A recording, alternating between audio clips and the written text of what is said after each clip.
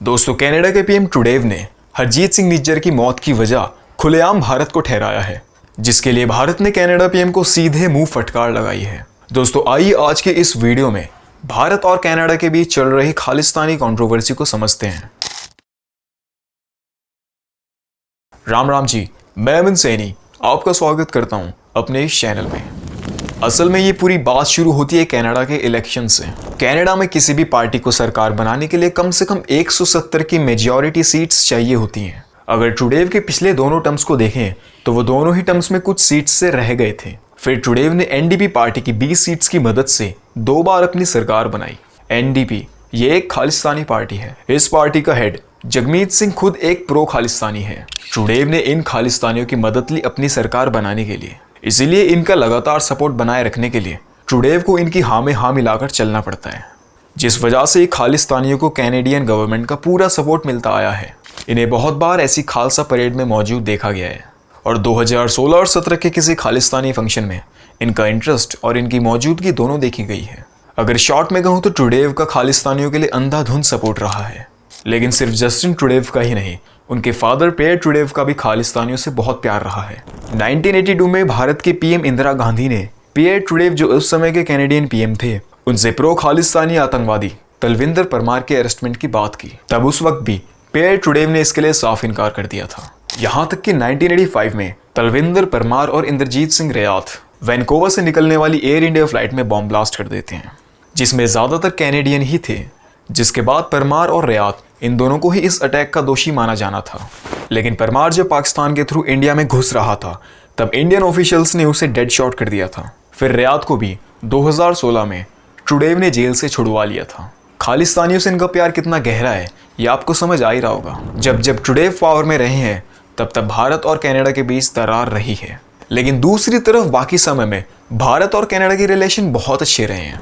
जैसे भारत की आज़ादी के तुरंत बाद जब भारत बहुत मुश्किलों में था तब कनाडा ने भारत को बेसिक नीड्स जैसे खाना, पानी और फाइनेंशियल और टेक्निकल सपोर्ट दिया था, जो लगभग $3.8 बिलियन के बराबर है। और ऐसे ही कनाडा ने भारत को बहुत बार सपोर्ट किया है।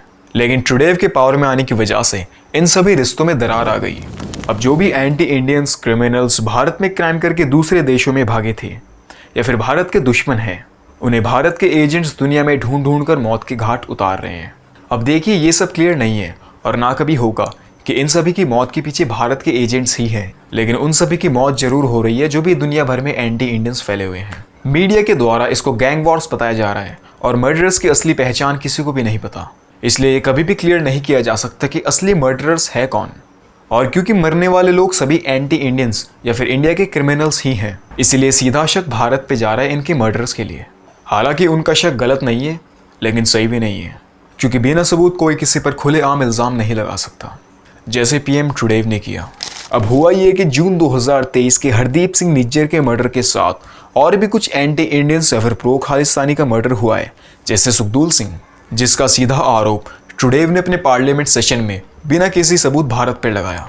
Credible allegations of a potential link between agents of the government of India and the killing of a Canadian citizen, Hardeep Singh Nijjar. Justin Trudeau ने ओपनली मर्डर्स के लिए भारत को जिम्मेदार ठहराया, जिसके लिए उस ही दिन यानी 10 सितंबर को पीएम मोदी ने ट्रूडेव को मीटिंग लेकर कड़े शब्दों में फटकार लगाई। इसके 4 दिन बाद Indian commerce minister Piyush Goyal ji ने इस कंट्रोवर्सी की वजह से कनाडा से FTA यानी फ्री ट्रेड एग्रीमेंट को तोड़ दिया। 19 सितंबर को भारत ने कैनेडियन डिप्लोमेट, जो 2 देशों के बीच के पॉलिटिकल, इकोनॉमिकल और सोशल रिलेशन को संभालता है, उसको 5 दिनों के अंदर ही भारत से निकलने को कहा। और 20 सितंबर को इंडियन एक्सटर्नल मिनिस्टर ने, जो एक देश को इंटरनेशनली रिप्रेजेंट करता है, उन्होंने सीधा इंडियंस को कनाडा जाने से बचने को कहा और वहाँ के इंडियन स्टूडेंट्स को सेफ रहने को कहा। ठीक उसी तरह जैसे US पाकिस्तान जैसे आतंकी मामले वाले देशों के लिए अपने स्टूडेंट्स को आगाह करता है। और आखिरकार भारतीय नेशनल एजेंसी ने खालिस्तानियों को लेकर एक पूरी लिस्ट जारी कर दी ताकि इन सभी से सावधानी बरती जा सके। और यहाँ तक कि भारत ने टेररिस्ट और क्रिमिनल्स के लिए कनाडा को एक सुरक्षित जगह घोषित कर दिया है। असल में ट्रूडेव के पार्लियामेंट में भारत को टारगेट करने का मकसद था भारत और भारत सरकार की बेइज्जती करना। लेकिन इनका ये पासा एकदम ही उल्टा पड़ गया, क्योंकि मुझे बताओ, जब इंडियन वोटर्स और दुनिया जहान को पता चलेगा कि भारत सरकार अपने दुश्मनों और क्रिमिनल्स को दुनिया जहान में ढूंढ ढूंढ कर ख़त्म कर रही है, जो हम इतने समय से करना चाहते थे। तो इसमें भारत और भारत सरकार की बेइज्जती हुई या फिर और इज्जत बढ़ी? बल्कि पीएम टुडे भारत पर इल्ज़ाम लगाने की वजह से खुद जलील हुए हैं, क्योंकि जब मर्डर्स कनाडा में हुए, मुद्दा कनाडा का है, तो इन्वेस्टिगेशन कनाडा में चलाओ बजाय किसी देश पर इल्ज़ाम लगाए। यहाँ तक वीडियो देखने के लिए आपका बहुत बहुत धन्यवाद। और अभी आप इस वीडियो पर क्लिक कर इंडिया वर्सेस भारत की कंट्रोवर्सी को समझ सकते हो।